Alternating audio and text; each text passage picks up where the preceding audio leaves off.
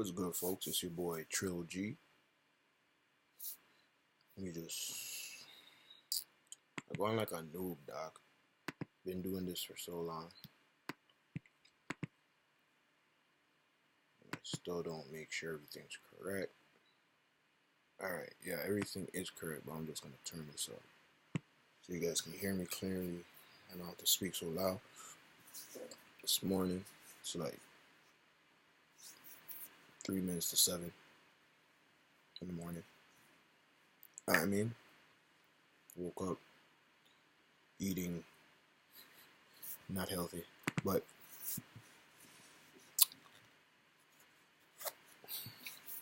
I think for right now, just wanted to hit people with some like more proof, because I think when it comes to the things I'm trying to say or the perspective I got in terms of black folk here in America, people have not taken the time to literally read up on how things happen and what was actually happening.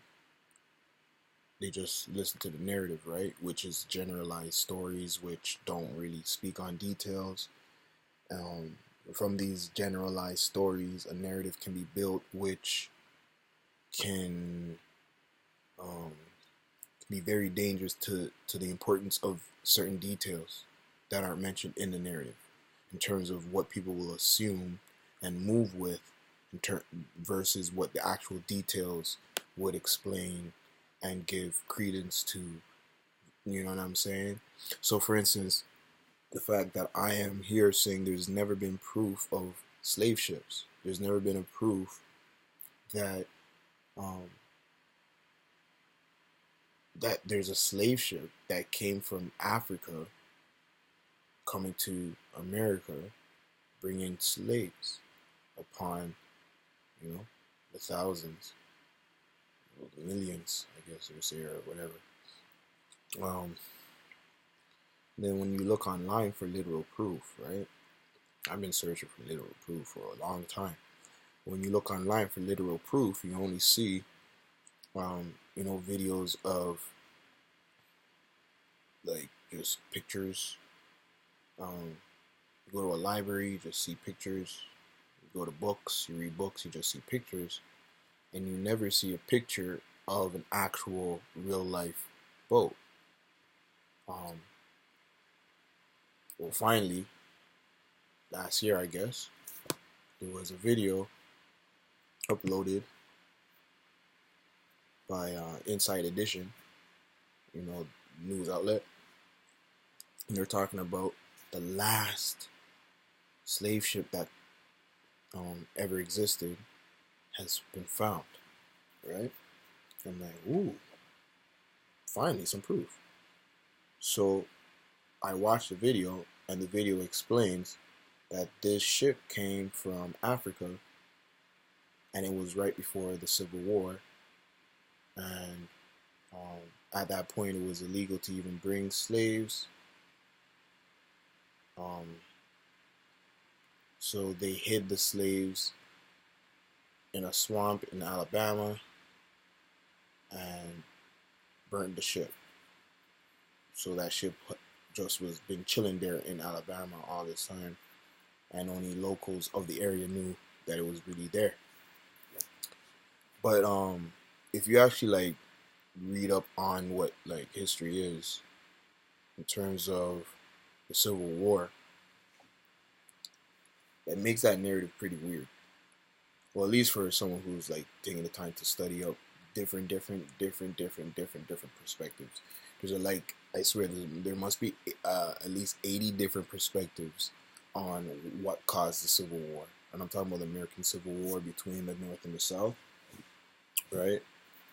Everyone has their different perspectives. So to free the slaves, it was to keep the South financially, economically tethered and weak, because whatever culturally, I guess the northern states have different perspective on how they move versus southern states, whatever. But at this point in time, when I'm looking at this information, I'm just gonna look at it from the macro perspective of this is the only found proof of a slave ship, and it happened to come during a time when it is recorded that they were looking for people any and everywhere to fight in their armies. America, in terms of the South and the North, were coming to Canada to find people to fight. They were going to Jamaica. They were literally going any and everywhere to find soldiers, people to fight for them in this situation. So the fact that these guys hid the slaves, or hid these slaves, doesn't really shock me. During that time, people would be hiding a bunch of people because everybody was trying to amp up their populace in terms of bodies to go and fight for them for the sake of taking over the entire, the whole entire place. Like, I'm assuming if the South won physically, they would have like physically enslaved the entire America. Like, their culture, their perspective would physically be seen. The South won in a way because they just were able to change change the perspective on how they're making their money, right? It's no longer a situation of just black folks being taxed, but now the entire populace of America is taxed for the same rich, but these guys were already rich, right? So at the end of the day, there's so many different perspectives on why the Civil War happened. But when it comes to this slave ship, I'm like, okay, where does it play a role? Like, what exactly is going on with it? Well, let's take some time and let's figure this out right now. Like, in front of me, right here, is called the Clotilda. That's the name of the ship. And if we type in the Clotilda, it's coming out immediately as a slave ship. And I don't know why it's the last known. Like, if these ships had names and stuff, and this one's burnt, meaning that like there's no name that, other than the people knowing who were on the boat itself, that this is the name of the ship. Why haven't the other ships that people were also on? Where is the list of all these names of the ships? Every ship has a name. They name these ships. Anyways,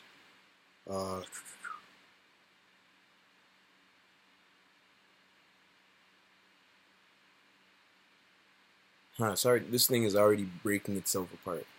I guess I would have to do another video, but I think it's just a point for you guys to go and do some research yourselves, personally. Just the fact that one of the chiefs on the ship, he was one of the founders of Africa Town. And if you know, Africa Town is let's dig into it.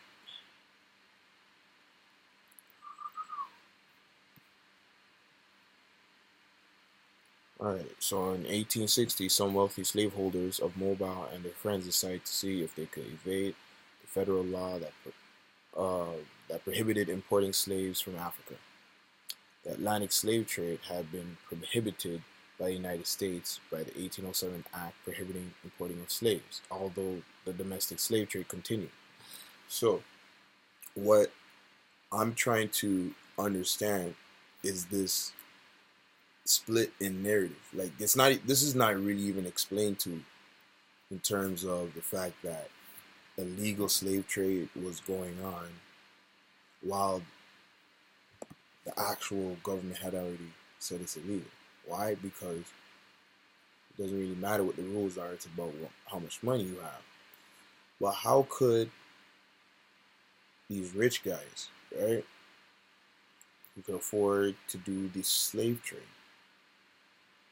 in this exact only situation we can pinpoint, are so afraid of getting caught that they're burning their ship and hiding their slaves?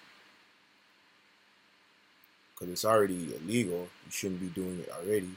but it's already known that people are doing it, and doing it en masse, to the point that black people are petitioning for it to still stop. See, what doesn't make sense is that narrative,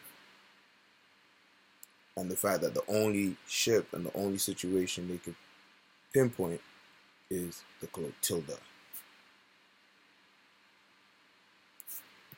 So I have to be very aware of that scenario, because we already know that at different times they've taken black people from here to Europe, from Africa to Europe, and from Africa to America, but it's never been millions of people.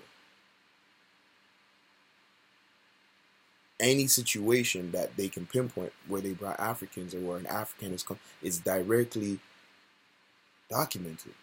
Even in my own bloodlines, where I can pinpoint African blood in terms of the continent and countries within that continent, it's documented directly, the situation. And then you could argue whether that's really a slave situation, or just migration, or a deal was struck. You get what I'm saying, guys? You understand what I'm saying? You understand about narratives and the perspective of how something is being explained, and because of the way it's being explained, and just the word usage, slave, on purpose, in terms of instead of POW, and the culture of POW, and black people coming here and looking like POWs, so they're going to be treated like POWs, right? Africans are going to come here and look like me, a descendant of POWs, so Africans are going to be treated like POWs. And not to say that colorism isn't a worldwide phenomenon, but we're talking about locally within this Western North American culture that seems to have created an economy to dominate the planet, and what's really going on, and how and why people work and behave the way they do, because they think that this country is just a dominant country based on this slave thing. First, it was Spain who did all the most of the destruction in the beginning, violently. You know what I mean? Spanish people right now want to call themselves black, so there has to be a reconciliation with that, because that's literally facts. I ain't looking for no African nations to try and say sorry to me for selling me into slavery. I don't even believe that. If you guys sold like 100 mans into slavery, find those 100 mans and go say sorry to them. But you definitely didn't sell my bloodline into slavery. There's no way all these Africans sold all these millions of hours and they ain't know it. There's nothing written in history. There's just one port in the middle of somewhere, Ghana. Like, there's no infrastructure. There's no beer. We're not finding all these thousands of shipwrecks that are retrofitted for slaves. We just see these pictures, but I've never seen a slave ship that looks like the picture. And then so happens that the one slave ship they found, the Clotilda, has been burnt. So it doesn't even look like what the person explained to them that they should be searching for, right? So what they found was just, this imprint in the ground. But the person that explained to them what they're searching for is like, oh, look at that burnt ship. Like, it's seen that it's burnt. But when you look in the video, you can't see nothing burnt, because clearly maybe the tide and the water has already destroyed it from whenever that person was maybe a kid. Because they're saying when they were a kid, they saw the ship and their dad would say, hey, that's the Clotilda. Look at that burnt ship. But now, I guess they're maybe in their 70s. Who knows how old this person was? I don't know. They didn't interview the actual person. But the point, I'll put the video in the link. You guys can go pre it for yourselves. The point is, there's nothing conclusive directly. Every time I want to search and just disprove myself, I'm like, yeah, you have no reason to believe that there was a mass Atlantic slave trade migrating Africans here, meaning that their only direct connection to ownership or to believing they can own anything is back in Africa. That's incorrect, right? There's no proof. But then at the same time, it's like, why or where would you hold fast on that information until someone can directly connect Jamaica indigenous in terms of like, yeah, the proof is so clear to me, and I could connect it in my head. But in the real world, in terms of how the system has made this Atlantic slave trade connect for people, it's so easy to connect because of the mass media and the mass productions that present the information without real tangible proof. I have this tangible proof that has not been mediated in a way that can connect to people. So these videos are the only thing. These weird YouTube videos are the only way that helps people to connect. But there needs to be some kind of expose that literally, by some credible organization, takes the time and looks at this the right way, and regardless of whether you're going to lose funding to do this or whatever the case, are just willing to be true, journalistically true. I know there are specific white folks talking about it, but they're not talking about it the correct way. They're talking and still using the old names and not the correct names and the correct words to truly connect to the kinds of people. And they say Mayans and they say these terms, they're not truly connecting to the real story and the real even reason why you would use these names now versus maybe what the people would call themselves versus what other peoples call them, and we believe it. You know what I mean? Like, Africans didn't call themselves Africans, that's a continent name, and to believe that an African is gonna come here and say, yo, I'm African, is us brainwashing them. I don't care if you think you're really African for saying, as a born African, our culture has really just infiltrated this whole planet horribly. It's sad, and I don't like to agree with that, but it's sad. Our culture has really infiltrated the world and given this false narrative to everybody to start seeing themselves that way, especially because we have the one up on everybody with technology. China might be manufacturing and creating cheaper technology. Japan and these guys might be creating cheaper technology, but it's always like after us. Yeah, they might be doing cooler things because they focus on it more, but it's still after us. And the crazy thing about that still gives us the power suit. We are the ones who still got the internet. And when I say we, yeah, Canada is a part of this craziness with the United States. You know what I'm saying? We're not disconnected from any of the history. Anyways, I'm kind of going off tangent. I want to focus on the point. These ships can't be found. The only one that can be found doesn't look like anything because you can't tell what it is. You just see boats in it, so you're like, it's an old boat, but you don't know if it's even a slave ship or anything. But nonetheless, I don't have proof on my side the same way someone's gonna pull up a book and be like, look at all these pictures and documentation, and look, it's published by this, but you know what I mean? So that is what's needed at this point. I could pick up a picture of a Stonehenge, or not the Stonehenge, but like Mayan stones, or whatever, those big headstones, and put my face beside it and say, come on, man. I can do that, right? But obviously, what people are looking for in order for a person like me to truly claim Aboriginal status is, I don't even know what people are looking for, because it's like, it's so clear, it's so obvious that the Atlantic slave narrative is so bull. It's so bullocks. They tell you that, oh, they killed all the Indians from like smallpox, right? And then you research what the Indians were doing out here. They were doing things what Africans were doing. But the Indians right now look like white mixed people. You know what I'm saying? Your average Aboriginal native person, Arawak, all these people look like light-skinned people who do not consider themselves black. They don't, you know what I mean? There was times in history where yeah, Indian folk had black slaves. Like it's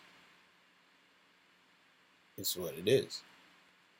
But what are those Indian people? What are those native Indian folk? What's their actual blood mixture? Well, they're African. They have African blood, just like I do. So where and when did their African blood come from? Well, let's say it's always been here. From the earliest times the Moors set foot on the Americas, there's been African blood on this side of the planet. And the fact now that they're even speaking about like the Amazon, there's another podcast, Joe Rogan speaking with an expert, don't know that guy's name, but they're just speaking on the vast exploration that needs to happen within the Amazon, just because how in just one small city or country or whatever, was it Venezuela? I should Google it right now, but I ain't gonna. But I am.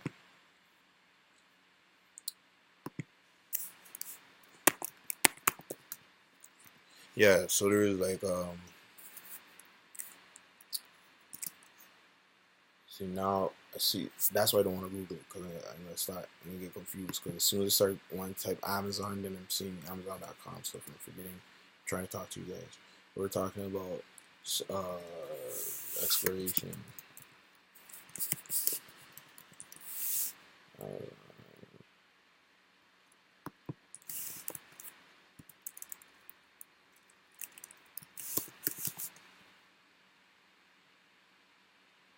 yeah, so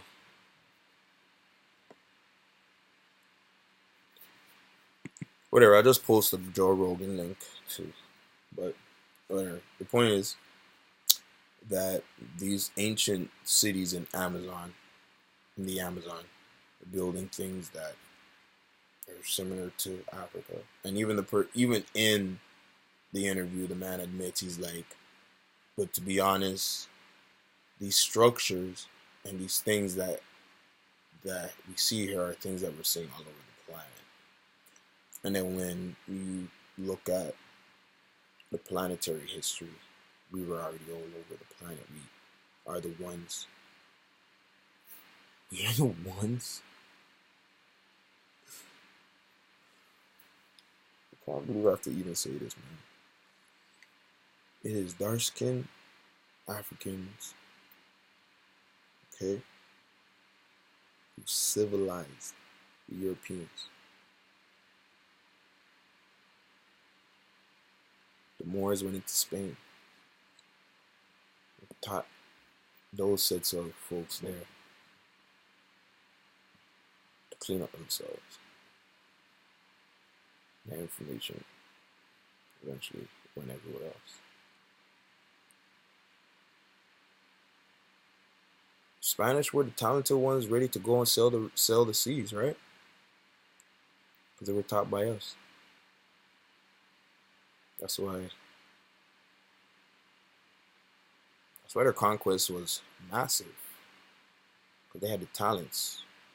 But they probably didn't have the drive, because they still had a bit of African blood mixed. Yeah, they drove out the Moors. You know what I mean? So they were colorist. You know about that dark skin life. But they still had a bit of, Afro blood in them. But the monarch, man.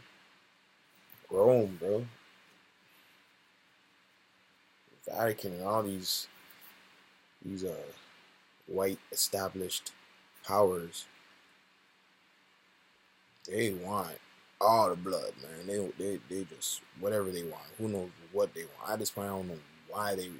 Well, of course, the economic benefit of having free labor, I understand that, but the infighting of this whole let's have a race, because the fact that American whites are a set of rebels, or a told set of rebels or exclusionists, whatever, that came here and wanted to start and establish a free like just a place to be free. I guess that's what they did. That's what the free enterprise here was or is supposed to be, where just anyone can get rich if they have value to and um I don't know, just it just got flipped on its head with the slavery thing, because you would think that if this place is the place to be free and just do your thing, and all these black people were the ones literally busting their ass. You know what I mean? Just I'm skipping the fact that we're the Indians in the first place, meaning that this is our place. But okay, cool. We're prisoners of war, so we gotta at least submit to that we lost physically on that front, right? But we still bust our ass and create this whole thing. All these inventions, culture, fashion, whatever, just the whole thing, right? We don't get paid. We don't have the money for it. Even my specific country, Jamaica, has been fueling Canada. It's been fueling this Canadian farming situation here. And I feel we're loafed in as Jamaicans, the ones who are settled here. We should be taxing Canada for that. Imagine if no Jamaicans came here to farm on a white Canadian person's farm. What if every Jamaican who comes up here every year to farm was farming on a black Jamaican farm? You know what I'm saying? That give me a great idea. I need to link up my people to buy some farmland, because we've been supposed to do that. We've been supposed to do that. But regardless, because I do know there's black farm owners, that's not really what the point is. It's just the fact that black people are the reason why everything is the way it is in terms of just the great benefits that we all love and enjoy as a Western nation. But we aren't the ones pushing the envelope in terms of the discussion. And we need to be. That's important. It's important for you to hear these words and not just sit idle, but to go double check, right? To take the time to actually double check so that you would now be convicted. Because I think it's when you hear something twice. If this is the first time you're hearing this information, then you're like, oh, whatever. A lot of you guys have done the information, done the information searches, or the research. We've had conversations, and things I'm saying in this video ain't that new. It's probably just a reminder. It's probably just juking your memory and just causing you to be like, oh yeah, that is true, or yeah. That's why I really don't always really care to get onto the details, because I'm really speaking to the woke folks. I'm speaking really to the folks who done the information and taking the time to read upon perspectives and listen to lectures and understand what's really going on here, so that when I speak, I'm like I'm having a conversation with you, and I understand the potential objections.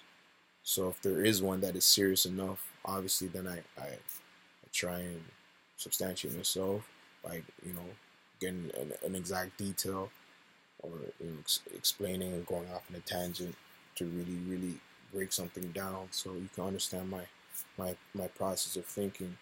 And if you jump on my wavelength to see my process of thinking, regardless of how vulnerable that makes me as a person explaining the message, you can at least see the truth. So I do that in other things. I do that all the time. I do that.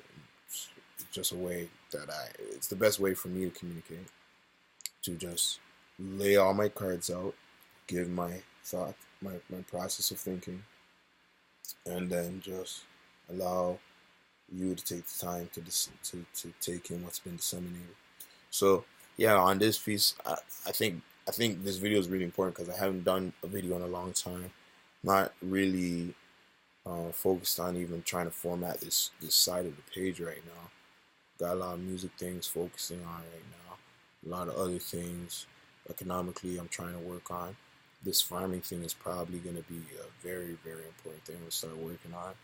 But I still wanted to do this video. And if you're in an area where you see your people or your culture is contributing to Western society, and you can't pinpoint as a conglomerate where your people eats from it and can collect and collects from their own contribution towards this Western society, then you need to figure out your ends, and you need to figure out the next step and flip that. But at least as a Jamaican person, or Jamaican born, Canadian born Jamaican, um, doesn't even make sense if I'm Canadian born and I'm Canadian, but whatever, of Jamaican descent.